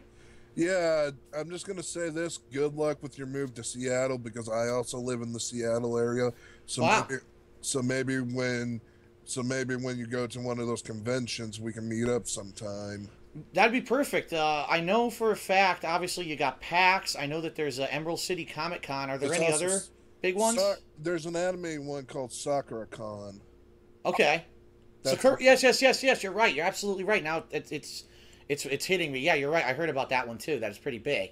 Oh yes. I've never been to any of these cons, but yeah, once my thing's over, which probably Jew told you about, and that I will start being able to do stuff. It's just right now I'm focusing on other stuff and whatnot. Sure. I won't go into the details because it's religious and I don't want to cause any issues. That's perfectly fine. But I have to do this. This is a joke though that Smart Guy told me a few months back. He's a mod for John Rambo. Okay. He says that Panda Lee doesn't exist and that you really have feelings for Toby Turner. Oh, is that true? Okay. That's who I've been, that's who's in my videos with me. It's a joke, man. I was joking. Oh, it's cool. But yeah, I mean, after the move, once we get out there in like mid-June, we know it's going to take a while for us to even get situated, because we got to furnish the house. I have to get my stuff set up to a point where I can still do content without any problems. And, I have not even looked into when the conventions are yet because I don't want to make promises to anyone of what I can attend until I'm set up. You know what I mean? For our priority there, keep in mind, it's not just the house. There's always, we got to get health care. We're going to have to, all that stuff with the car. So once all that stuff's situated, then we will definitely start getting into that convention circuit, and I'll let you know. I understand that because I moved a lot growing up because I was born in Salt Lake City, Utah. And then I had to move to Clearfield when I was a kid. Then I moved to Port Orchard, then Kingston, then Bremerton, which is all in Kitsap County, Washington. Jeez. And now I live in Pierce County and by Tacoma, Puyallup area. So I'm not too far from Seattle. Cool. That's what I like about the Seattle area is that there's a lot of cool areas around it that are within driving distance, and they're all nice areas. So yeah, just warning: the rain's gonna suck on some days. It's gonna be there. There's gonna be other days where it's gonna be sunny. Sometimes it's gonna be windy and very little snow. Good. That's of everything you just said. Very little snow. You already sold me. You know what I mean? Like I don't have to shovel. I don't have to worry about it. I have so much crap I have to put up with. Just this past year, we had so many snowstorms where I was snowed in. That's such a massive positive change for me. I'm sold. I'm excited. Yeah, I'm gonna be excited to meet you when you're settled in and when the cons happen or whatever, and when I'm done with my thing and stuff, because that's gonna be interesting seeing you in person. And by the way, I'm 6'5", follower, 6'5", tall, wise. Whoa. So I'm a big guy. All right, so promise not to squish me. I won't. I have a bad back too, so I understand. Oh, I'm sorry to hear that. Not too bad. It's just like it's not severe like yours and stuff. It's just because of my Denmark tradition and how big I am, tall wise, it can hurt sometimes. So, so it's not always easy dealing with, but I can sympathize where you're coming from. That you can't do certain things like you used to, and I understand that, and I just want to thank you. And I also appreciate your show from last week, even if you didn't do Skype calls. It was really interesting to learning about your friend T. And I wanted to say I'm sorry for your loss, but I think it was good that you got it off your chest, man, because if you hold things in too long, then it can be like then your mind can be like poisoned and all that stuff, and it just would give you a negative outlook. Right. Well, thank you for that feedback. Yeah, it was great to finally be able to give him his due, give him a tribute, and especially, like I said, with me wrapping up things here in Connecticut before I take off and move on with the next stage of my life, I knew it was the right time to do it. So thank you for watching, and thanks for the feedback, Rex. I'm very appreciative that for 2 years you've been watching my stuff, and hey, let's hope for even better stuff once I get out there to Seattle. Blog videos like your wrestling content. Gaming, I watch some of on Twitch and Skype and YouTube sometimes, just because some games are a little inappropriate for my taste. And that, yeah, I could see that with the stuff that I play. especially South Park, the stick. Yeah. Roof. That one was a little like I watched the one clip. That was hilarious, but messed up, man. I don't know how they got away with the stuff that they got away with in that game. I really don't. But I also want to thank Chewbacca, your mod, because I've been working with him, and he's hooked me up, and I just want to say thank you for that. And if you ever need help, just hook me up, because I only work right now. I only work on Tuesdays, so if you need more mods or whatever with the stream chats, I can help with that. I'm not a good speller, but I can make sure people are staying in line and stuff, or because I have good computer background experience a little bit, because my dad was a tech savvy. I don't know the programs or anything, but I can make sure people stay in line and make sure your website's up. Make sure what the people on the website are not abusing it, because I believe in honor a lot. That's a good thing to believe in. All right, Rex. Well, thank you very much for your call, and good luck with your new endeavor that I know you're taking on. And hopefully I'll be, in contact with you. Like I said, give it a few months. Let's get settled in, and then I'll start spreading information about what stuff I'll be attending. Too, man. That's another option. I can take a bus to Seattle, and we can meet at somewhere too. That's another option. So we don't have to. That is true too. I'm sure that I probably have a few, fans in that area who might want to meet up at some point. So yeah, we can do that. All right, thanks, Phil. You're the best. All right, thank you, Rex, for your call. You have a good night, sir. You too. All right, very good. We got Rex on the show. I know Rex has been trying to call in for a while, guys. That's why I had him on. I know for a fact he's been trying, and it just never came together. He had so many people who called at the same time, and I just never happened to click on his name. And so I wanted to definitely get him on the show. So hold on, everyone. Hold on. I know everyone's going to try to call in, but I got to close all the current calls because they're all overlapping each other, and I cannot see you. Skype is a messy, messy layout. I don't know why. What literally happens is I get 1,000 calls and then more calls on top and then calls underneath. So it's like 100 windows. If I try to answer one that's old, it won't work. So now I've cleared the board and I will see who is available. Let's see here. Waiting for one to pop up. What the hell? One popped up and vanished. What was that? Now calls are vanishing. What's going on? Stop this. All right, let's try this one. Hello. Hello? Yes, hello. Oh, hi. Hey, who am I speaking with? On Twitch, I go by ANFCOP1. Okay. So how are you Yes. tonight, sir? Good. What would you like to talk about? Anything in particular on your mind? Yes, I have a question that I'd like Right you to ahead. answer. Sure. In your Seattle videos, you said that you would, you said it would be a possibility that, if you retire from YouTube, you might, uh make your own business. Mm-hmm. So with that, like let's say a pizzeria for some reason, because Sure. you said that in Because there's no Seattle. good pizza out there. Yeah. So would that be an option that you consider? I mean, when I say I want to start my own business, obviously what it means is I want to do a brick and mortar business that's not me just making videos for YouTube. Because I'll be honest with everyone, it's never going to last forever. You know what I mean? Already the bubble has burst. There's so many people who are making gameplay videos that the market is massively oversaturated. And I'm very lucky to be one of the few people who's still able to do what I'm doing, even though I've seen reduction in views, even though I've seen reduction in viewership over the past couple of years. I still have enough that I can, support myself, and I can do this move to Seattle. But I realize that eventually I'm going to have to diversify, whether it's I change up what I'm doing or I do a brick and mortar style business. And I've had different ideas I've tossed around in my head. I've said this before. I've always thought about maybe doing a franchise, but I don't know if I would want to do that because that means I lose creative control. I'd have to do what the franchise tells me, and I would think I would rather maybe be my own boss.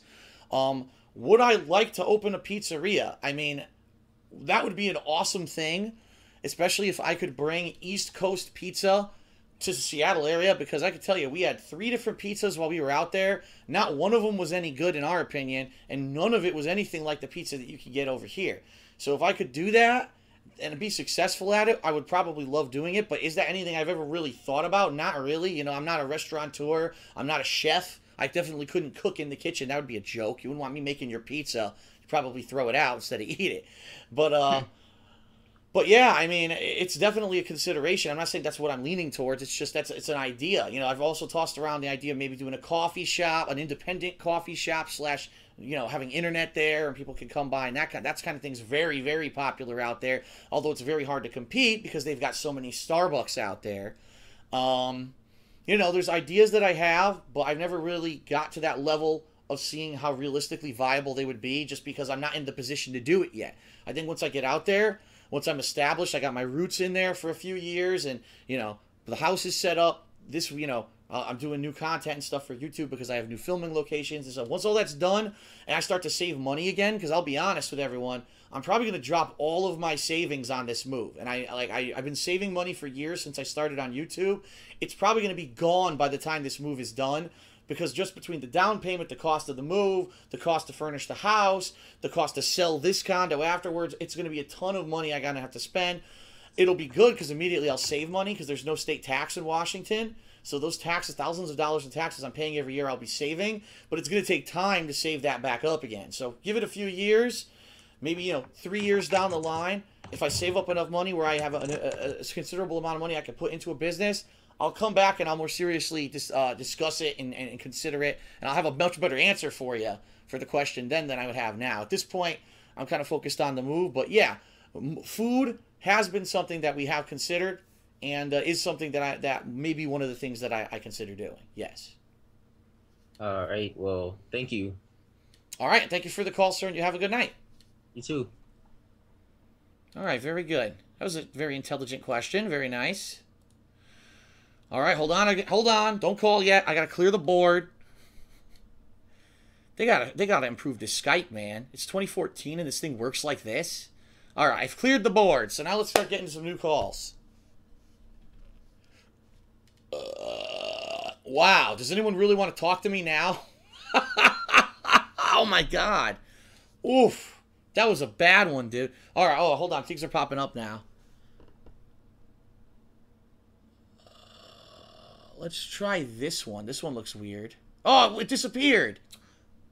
Fuck. Let's try this one.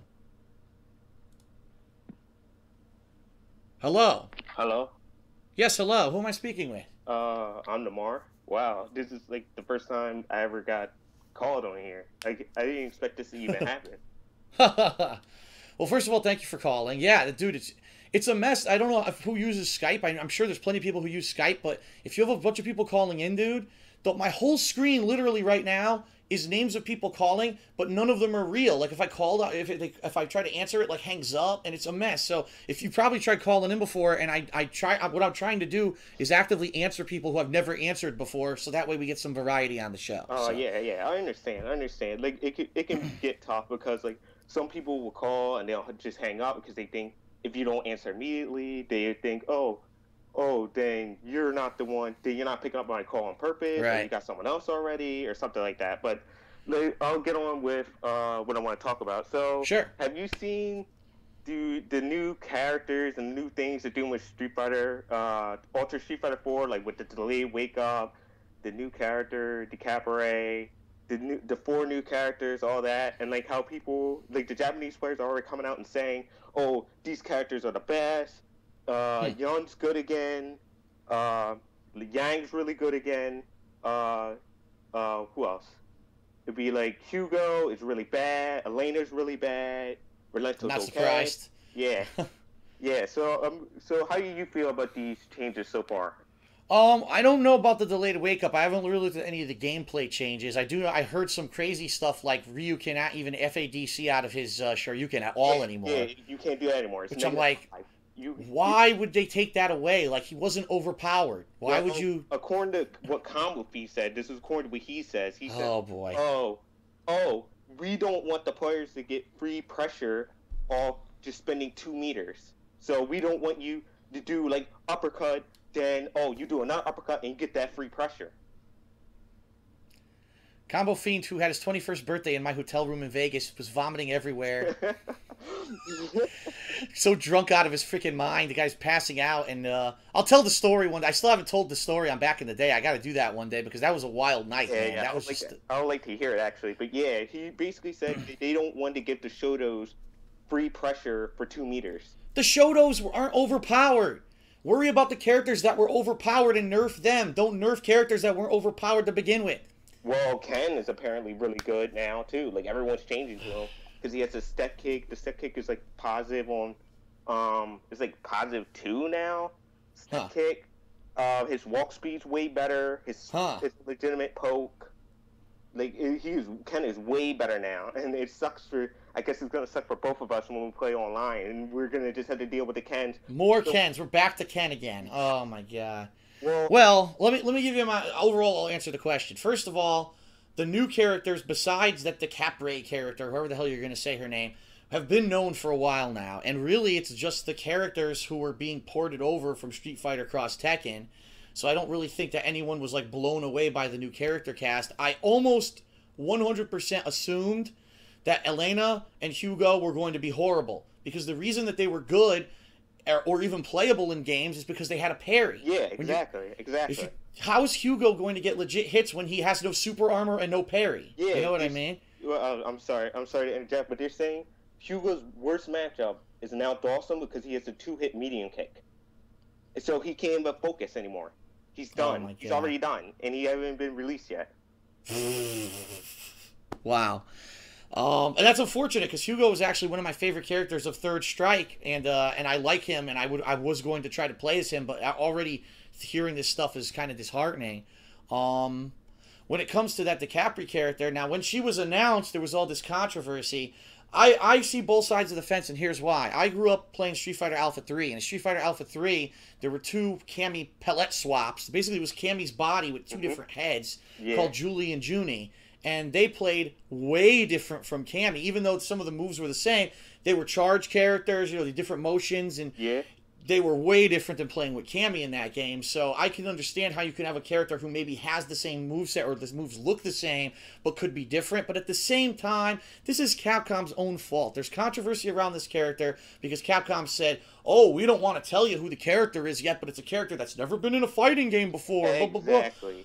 Why would you hype that up like that? Why wouldn't you just say, okay, we got another character? Don't build artificial hype. Make people get all excited, and next thing you know, it's the same character with a different moveset. I mean, that was their own fault. Their own fault. So that's exactly how I felt on the matter. Like, if it was like someone like Rainbow Mika or someone Right. I haven't seen in a long time, or like Karen or like any of the Alpha people, I would have been really excited. But just because it was a character, and technically Ono lied because she was in the game. She was in Alpha 3. You just never saw her. Right. So if it was something like that, I would be very excited. I would have been hyped. I would have been out of my seat. But now, because it's just this palette swap Cammy, like now the controversy, it comes again. And hopefully it won't destroy the game, but I don't think it won't destroy the game. I don't think it'll destroy the game. I think it's going to be the same as always. Here's what's going to happen. The people who've been playing Street Fighter competitively are going to buy it no matter what. You're going to have this in-between group of people who maybe they get reinvigorated. They used to play it. They stopped playing it, and they'll come back to it. Yeah, like a lot of people, even playing Marvel, like all the anime fighters, all the virtual fighters, all the techers, they're going to play this game now. Right. They're coming back.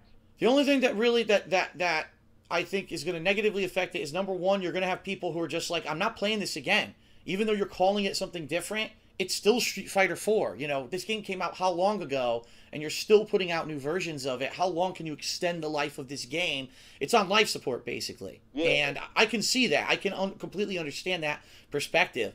And number two, the fact that out of the 5 new characters, you literally have 2 characters that are probably going to be dead on arrival, because you're not going to be able to get anything done because the parry doesn't exist. And you know, it's a pain. It's ridiculous that you're paying for 5 characters. You're really only getting 3. You know what I mean? Yeah. But I'm going to play it. I am going to play it. I'm excited to try it. I don't know how much I'm going to like it, especially if we don't want Shotos to pressure. But the Shotos weren't the ones who were overpowered. So stop worrying about Shotos pressuring and nerf the people who need it. What was that? He's still good.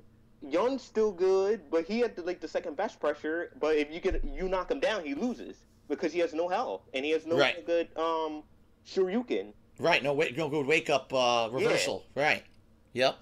So I'm guessing. Well, my guess is Alter's probably gonna be good, in which it is even fair for the American players because the Americans don't get the game until like literally a month before EVO, while Japan has it for 3 months. Yep. Does Japan have it already? Yeah, it's in arcades. Yeah, so, I mean, I was thinking about that, too. I'm like, we don't even have a release date for this game yet. You know what I mean? We have June. Wow, June. June 1st or June 30th. Is it going to be out in time for anyone to learn anything for EVO? Like, what? I actually want to do kind of a Farewell Connecticut celebration, because for those who are longtime viewers of mine, when I first moved into this condo, the things that we played all the time was Street Fighter 4, and I said, why not see if I can get some of those people back, and we'll all play the new Street Fighter 4. I don't even know if it'll be out, because these jokers won't give a freaking release date. So, I agree with you. I think it's going to be controversial. It's going to be a little bit of a mess. I hope that the game doesn't suck, because I hope not either, because I want more people to play. I want more people to play fighting games in general, but it's kind of tough with either people tell me, oh, it's too hard, or I don't want to put the work in. But then when you get a really easy fighting game, then it's like too broken. No one wants to play it, and it gets dead on arrival. That's true. So, all right. Well, thank you for your call. Yeah. Thank you. All right. So you have a good night. You too. Very good. All right. What the hell? Now, what is this? Something popped up with rating stars. What the hell is that? Get that out of here. All right. We got time for at least one more call. So let's see if we can sneak someone in here.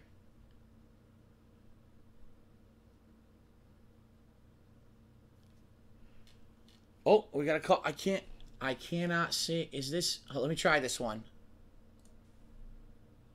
Hello. Hello. Oh, hello. How are you tonight? Good. How are you? I'm good. Who am I speaking with? My name's Kaylee. Hey, Kaylee. So, what's going on tonight? What do you want to talk about? Well, first of all, I'd like to say love your channel. I've been a fan for like 4 years, watching your stuff for 4 years. Well, thank you. Yeah. But one of my biggest question is what's the biggest game release you're looking forward to this year? This year in particular, good question. The bottom line is, for this year, there really isn't a lot that's known. Like, we know what games are planned to come out, but we don't know when they're coming out. A lot of these games kind of like, oh, it's supposed to come out by the end of the year, but they don't have a set release day yet. Of the games that I kind of have on my calendar that I'm really looking forward to playing, I would say the first one, which is obviously the one we've all been waiting for a long time, is Watch Dogs. that I saw in person at E3 what was it, 2012, 2013? I think it was 2012. Geesh. And I really liked what I saw. It won like game surprise of the con from G4.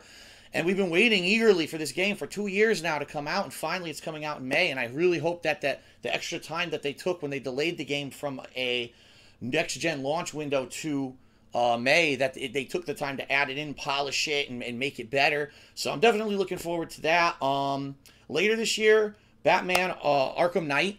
Hopefully that still comes out this year. There were some rumors that it might not come out this year now, but then I think that those have kind of fizzled out. But, Rocksteady has done an amazing job with Batman for 2 games. Here they are to close off their trilogy. From what they've been saying, I actually read a few articles in like Game Informer and such. They saved the best for last, and it was kind of funny because I said in the last game, I said, okay, so in the first game you were in Arkham Asylum. The second game you were in Arkham City, a whole open world. What are they going to do for this one? Are they going to have the Batmobile? Because they got to add something. Yes, that's what they did. They added the Batmobile. So each game is progressively having new gameplay and making it better. And I'm really excited to get my hands on that one as well. Here and there's a few games that I'm thinking of, but nothing's really like popping out. It's like I said, unfortunately this year I wish there were more games that had solid release dates that I could say this is really what I'm looking forward to. But at this point, we're still kind of floating and up in the air on a lot of this year's releases. And I think that's because the next gen came out last year, and a lot of these game developers are trying to get their games ready, but they don't necessarily have dates yet. I think once E3 comes around, we'll have a lot more information on what to expect for the rest of the year, and I could probably give you a better answer then. But right now, I'd say Watch Dogs and Batman are the big two that I'm kind of looking forward to. And also, I've been loving your playthrough of The Walking Dead. I just started playing the second one, and it's been really good. And like, what are you really expecting as far as the next episode? Like, are you expecting any like big shockers or anything? I don't know. That game, first of all, I just want to give everyone a little bit of background. I watched the TV show, and I've read the comics, so I've basically kind of seen what this universe does, and they do some gruesome stuff, and I'm fully expecting to see some really messed up stuff by the end of this season. It's kind of hard because you get attached. I'm a big fan too. You get attached to those characters, right? And the next thing you know, they're gone. You're like, oh shit! Like, right, like it was just a shocker. Like, well, I mean, you probably knew it was gonna happen, but like when Carol had to kill the little girl, I mean, it was kind of, Right. But same here, though. I mean, the show's really good. Like, it's pretty much a cult following, I guess. Yeah, it's from what they're saying, one of the highest rated shows on TV right now. No signs of stopping. Viewership's actually increasing. So, hey, I mean, zombie mania continues, I guess. But no, Walking Dead, I am looking forward to that as well. I didn't mention that because that's kind of a game that's already been in progress, But that is definitely another game that I'm looking forward to. And I would not even fathom to try to predict what they're going to do with it. I just expect a lot of shocking stuff, especially after Season 1, some of the stuff that happened, and now Season 2, some of the crazy stuff. I fully expect that there's going to be some zany stuff, not zany, but almost like crazy, unexpected shock value stuff coming up, and that was a crazy cliffhanger that they left us with there too, so I don't even know where to begin. They could literally begin this next episode anywhere. I don't know. Yeah, but like you said, though, you never know with Telltales because their release dates are pretty, like, up in the air. And that's the problem. You never know when it's coming out. It could be out next week. It really could. They could all of a sudden it's out. Like, what? Like, why don't you tell us? Definitely, and it's like they leave you with a cliffhanger, and you're kind of like, Right. All right, well, thank you very much for calling in. I appreciate it. Thanks for taking my call. I enjoyed talking to you. All right, have a good night. You too. Very good. All right, everybody. Bring it over here. And let's close this sucker out. That is going to wrap it up tonight for Hate Live. Why am I still wearing these headphones? I don't know. Thank you for being here, whether it was live on the stream or whether you guys are watching this on YouTube. I very much appreciate your viewership.